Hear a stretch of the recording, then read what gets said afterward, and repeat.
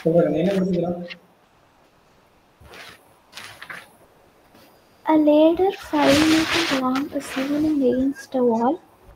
The bottom of the ladder is pulled along the ground away from the wall at the rate of 2 centimeters per second. How fast is its height on the wall decreasing when the foot of the ladder is 4 meters away from the wall? சரி, இதுக்கு diagram மட்டும் சொல்லுமா. இது வந்து கிரவுண்டா இருக்குன்னு வச்சுக்கோங்க. இது வந்து வால், கரெக்டுங்களா? Okay, sir. அப்போ லேட்டர் என்ன ஆகும், இங்கே இருக்குன்னு வச்சுக்கோங்க. இதுதான் நம்மளுடைய டயக்ராம், நார்மல் டயக்ராம் வச்சுக்கோங்க. சரி, இப்போ வந்து நான் இது வந்து ஏ பி சின்னு வச்சுக்கிறேன். ஏ வால்னால கண்டிப்பாக பர்பண்டிகுலராக இருக்கும், இது 90 டிகிரி இருக்கும், கரெக்டுங்களா? Okay, sir. சரி டயக்ராம். இப்போ இது என்ன சொல்லிக்கிறாங்க, லேட்டரோட லென்த் எது சொல்லிக்கிறாங்க, 5 சென்டிமீட்டரா, 5 மீட்டரா, 5 மீட்டர். meters. அப்போ 5 மீட்டர் மீனிங் என்ன, இதனோட லென்த் எவ்வளோ தான் இருக்குது உங்களுக்கு? 5 meters. அவ்வளோதான். இது வந்து கைப்போதுமியஸ் உங்களுக்கு அது எப்படி போட்டாலும் அது 5 மீட்டர் தான் இருக்கும், கரெக்டுங்களா?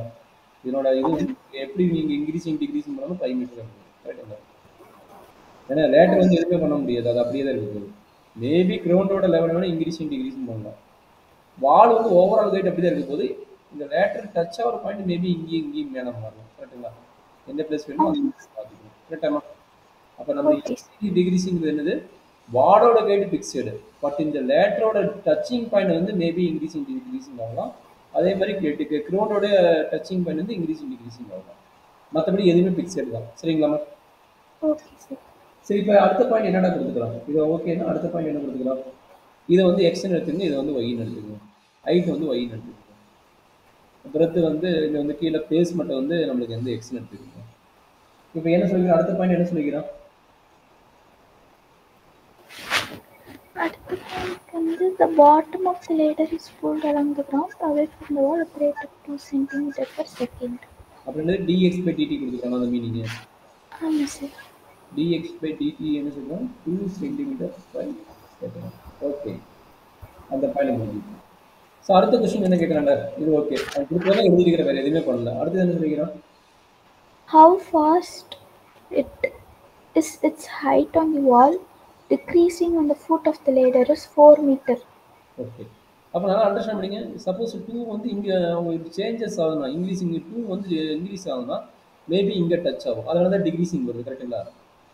ஆமாம் சார். அப்போ டிகிரிசிங் வர ரீசன் தெரியுதா, இன்க்ரீசிங் டிகிரிசிங் கேட்டிங்களா, அந்த ரீசன் தெரியுதா? அப்போ கண்டிப்பாக என்னது, இதனோட ஹைட் வந்து நெகட்டிவ்ல வரப்போகுது, அதை மினிமைஸ் ஆக போகுது, கரெக்டுங்களா? இந்த டேமுக்கு இந்த டேமுக்கு டிஃபரன்ஸ், கரெக்டாக? அப்போ என்ன சொல்கிறாங்க, py by ttயோட வேல்யூ கேட்குறாங்க, கரெக்டுங்களா? அதனால தான் டிகிரிசிங் வேல்யூ சொல்லிக்கலாம், கரெக்டாமா? ஆமாங்க சார். டிடியோட வேல்யூ என்னன்னு கேட்குறேன், கொஸ்டின் மார்க். இதுல இன்னொரு கொஸ்டின் என்ன கேட்குறான், எதனோட value கொடுத்துக்கிறான், how fast is height on the wall? 4 meters away from the wall, sir. 4 meter away from the wall. Super sir. அப்போ எக்ஸோட வேல்யூ கொடுத்துக்கிறோம்னா எக்ஸ் ஈக்குவல் டு 4 கொடுத்துக்கிறோம், கரெக்டானா? ஆமாங்க சார். 4 மீட்டர் சொல்லிக்கிறோம், அதனால் பார்த்தீங்கன்னா 4 மீட்டர் எல்லாமே சென்டிமீட்டர். இவன் 5 மீட்டரு, இவன் சென்டிமீட்டரில் கொடுத்துக்கிறான். இவன் அவுட்டர் இது நம்ம கடைசியில் போட போகிறோம். இவன் வந்து 4 மீட்டர் கொடுத்துக்கிறான், சரிங்களா?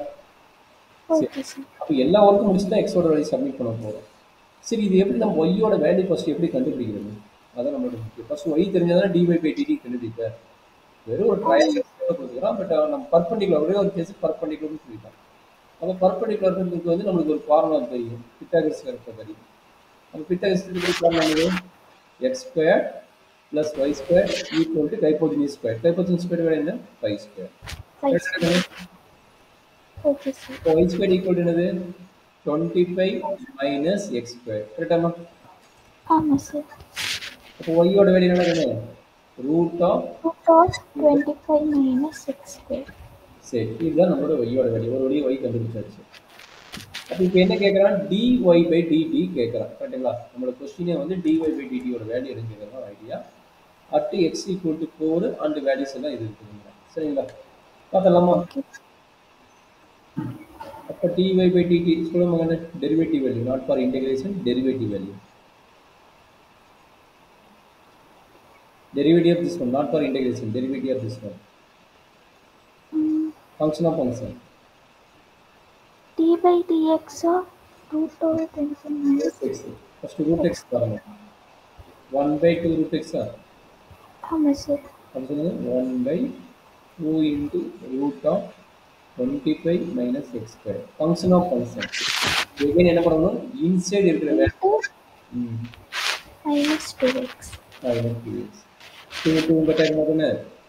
ஆமாம் சார். again என்னது? With respect to t. With respect to t ங்கும்போது என்ன கிடைக்கும்? Into இந்த டேர்ம் மறந்துறாங்க. இந்த டேர்ம் மறந்தா நமக்கு இது கிடைக்கும். ரிசல்ட் வந்து பாருங்க. ஓகே respect to t னால with respect to t னால dx dt அடிஷன் ஆகும். சரிங்களா? அடிஷன் ஆகும் கண்டிப்பா பார்க்கலாம். ஓகே அப்ப நம்மளோட ரிசல்ட் என்ன கிடைக்குது? Minus x divided by root of 25 minus x square into dx by dt. யாரோடது? டிஒய் பை டிடி வரும். இதுக்கு எல்லாத்துக்கும் வேல்யூ இருக்குதா? வேல்யூ இருக்குது. எக்ஸோட வேல்யூ எவ்வளவு? 2 divided by root of sir. எக்ஸோட வேல்யூ 4. ஒரு நிமிஷம் நான் பார்த்துக்கிறேன். 4 மீட்டர் கொடுத்துக்கிறான். 4 மீட்டர்னா சென்டிமீட்டர் மாதிரினா 400. 400 சென்டிமீட்டர் கரெக்டுங்களா? சென்டிமீட்டர் மாதிரி அப்புறம் மீட்டர் மாதிரி மாற்றிக்கலாம். 400 centimetre. Okay, 400 centimetre 25 minus x again. X எகெயின்னா 4 ஸ்கொயர். 4 ஸ்கொயர்னு 400 ஆகிட்டாங்கண்ணே. இது வந்து 25 தான் மீட்ரு. அப்போ மீட்டர் தான் மாற்றணும். சாரி, நான் தப்பாக போட்டுருந்தேன். மீட்டர் தான் இது. இது எதுவும் தேவையில்லை. இல்லை, இது மீட்டர் தானே. இது மாற்ற தேவையில்லை. நம்ம மாற்ற வேண்டியது இவனை மாற்றணும். 2 மாற்றணும். 2 எவ்வளவு? 200 மீட்டருக்கு மாத்திரம் என்ன கிடைக்குது? 0.02. ஆமாங்க சார். இவனை மாற்றணும். இவனை மாற்றக்கூடாது. அப்போ என்னடா கிடைக்குது? மேலே வந்து 4 தான் கிடைக்கும். 400 கிடையாது. 4 தான். 4 டிவைட் பை 4 ஸ்கொயர் வந்து 16 into dx by dt. Dx by dt வேலை போட்டால் 0.02. ஆமாங்க சார். dx value 0.02. சொல்கிறாங்க. இது சிம்பிளிஃபை பண்ணி என்னாச்சு? that is equal to minus 4 divided by root of 9 into 0.02. அப்போ என்ன கிடைக்குது? minus 4 divided by 3 into 0.02. அப்போ என்ன கிடைக்குது? 0.02 என்ன கிடைக்குது? மல்டிபிள் பண்ணால் மைனஸ் 0.8. ஆமாம் சார். 0.08. அப்போ இது எப்படி இருக்கும்?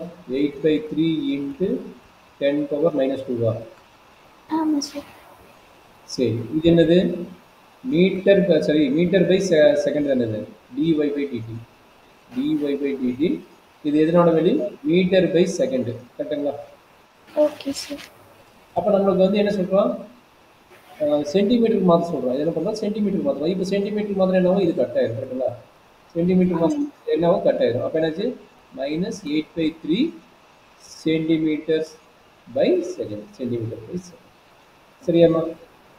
Okay sir. அப்போ என்னது? Dy by dt at decreasing values